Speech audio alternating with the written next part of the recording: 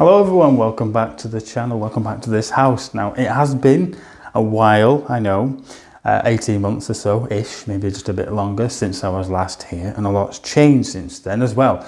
A lot's changed in the wider world as well since then. So considering it was March 2020 when we were last here. It's ready now to second fix, and that's what I'm going to be doing, cracking on with today. All the other trades have been in. I think last time I was waiting for the plasterers, or they were waiting for me rather, but obviously they've been in, along with other trades, so it's ready for me at this stage. Basic stuff, just going to do a little of like brush steel sockets in certain places. We've got some downlights to do, sockets down low in the cupboard down there. If you remember me doing all those chases and bits and pieces and patching them all in.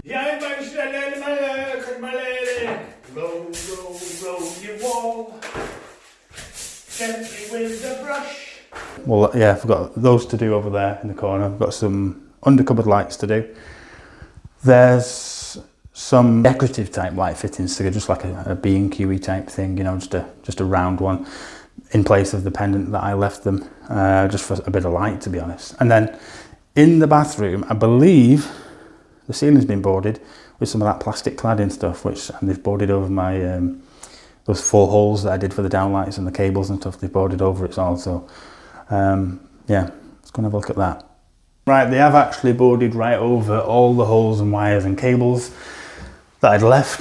I didn't know this was coming up, to be honest. I didn't know this is what was happening, but I guess a lot's changed in the last year and a half. No problem. I have actually got a map in my book as to where the holes are, but what I'll do, I think I'll jump up. You see the loft hatch just there. I jump up the loft hatch, climb in, don't move a load of wool and stuff and bits and pieces.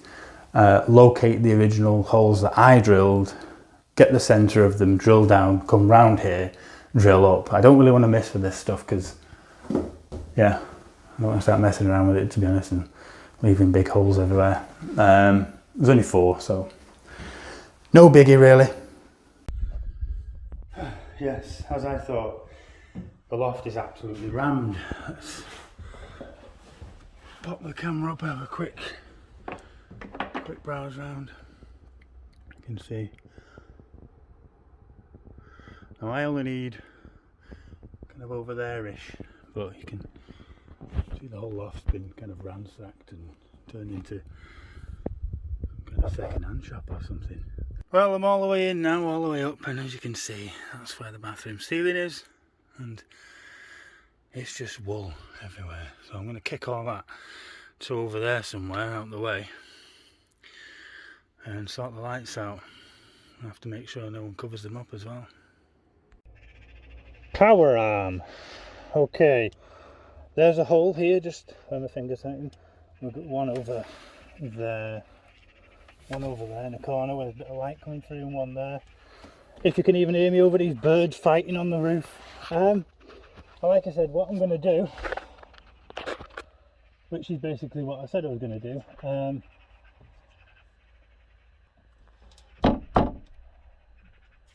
so loud. Poke down with something like a little screwdriver or whatever, get the centre of it, go downstairs, get the hole cutter, drill up 4 nice neat holes, hopefully. Get me out of there. Oh.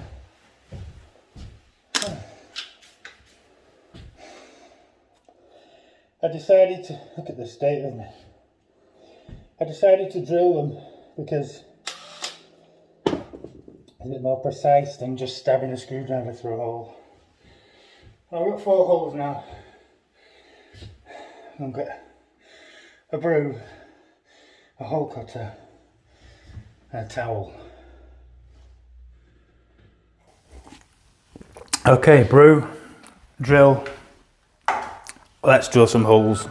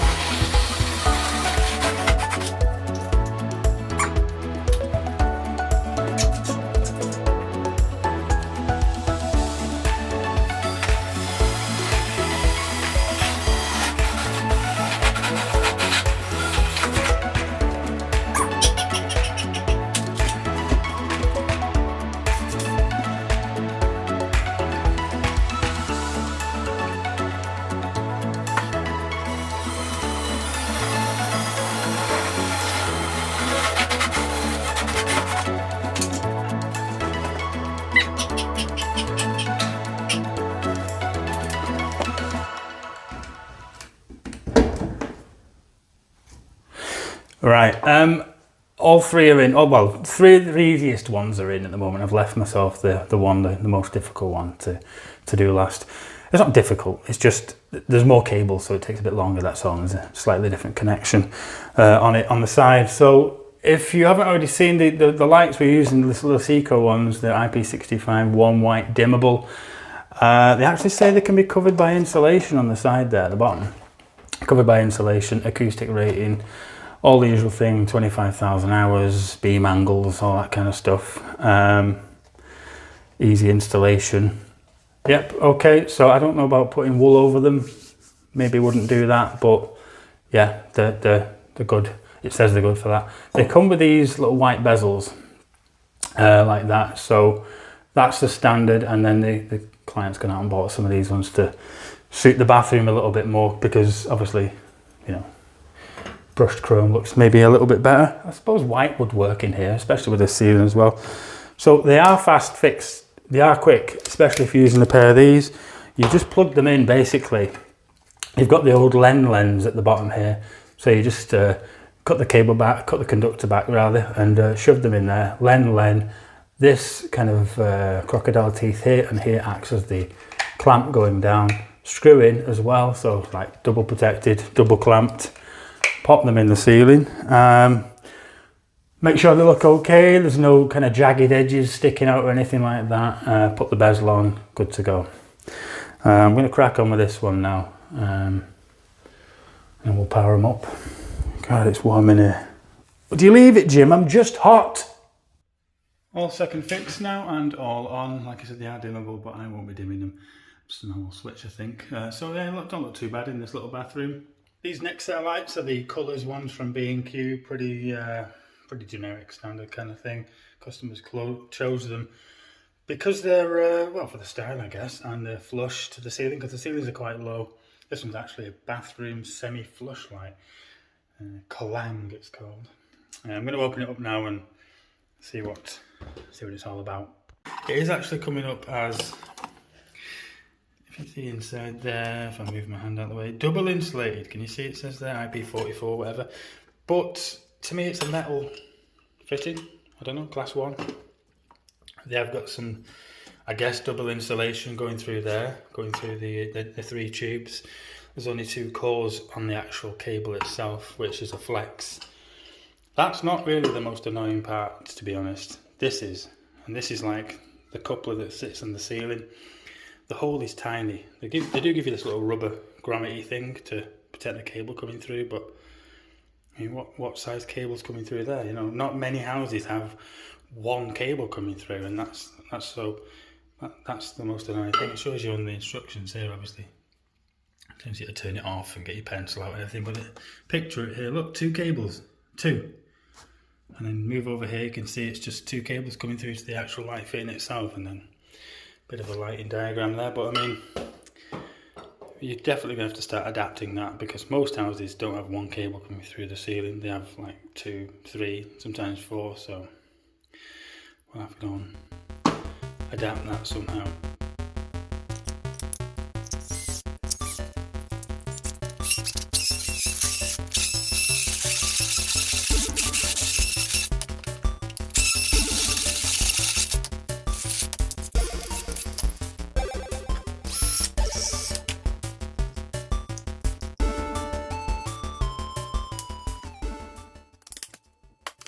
Now there's the thing on the ceiling, all dressed up. We've got some obviously decorative glass stuff going on in there. You can see some G9 halogen lamps.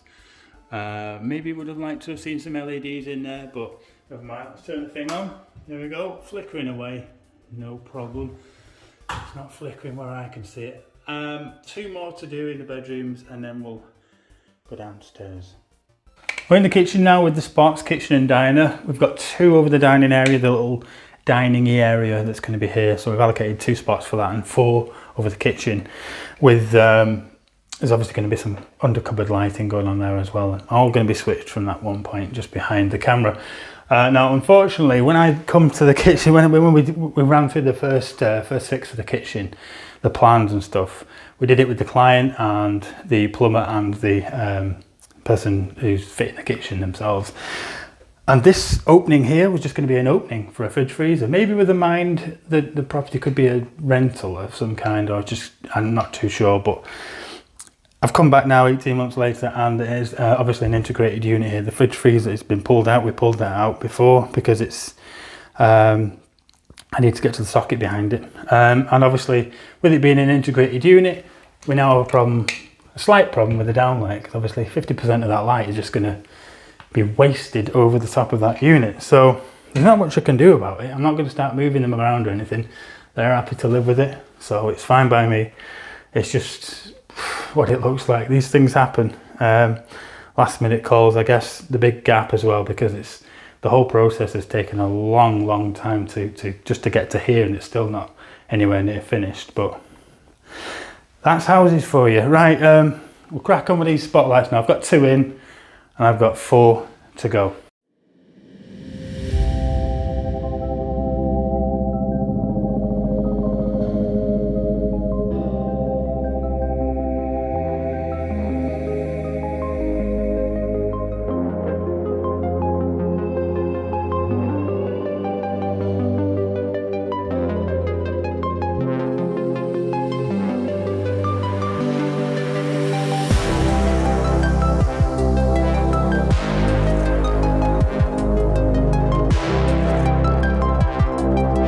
Spots are in and on, and that's all the lights dealt with now. So obviously this middle one giving out a bit of an orange yellow glow right over the fridge freezer is not ideal, but that's what happens when you divert to the plans or change them or adapt them without informing everyone else. Sockets next. We've got no tiling. Yeah, there's a bit of tiling going on the back wall, I think. Nothing left and right. We've got an outside one to do, and some kind of isolator switches down in those cupboards. I'm going to squeeze my carcass into that corner cupboard somehow there. And probably best not to film that. And cut out with some kind of multi-tool or something like that, cut out into there, so we can have all the isolators. They know where they all are, but they're nice and hidden. And then we've got the under cupboard lights as well. These are the sockets that are going in. They've got the black inserts, and it is actually the exact same type of brush steel as the Klein Yeti cup with my coffee in it. Right, that's it for this video, guys. I'll see you next time for more of this. As it is a little bit worrying because there should be a 6mm cable here. Where is this bloody cable? What on earth is going on here?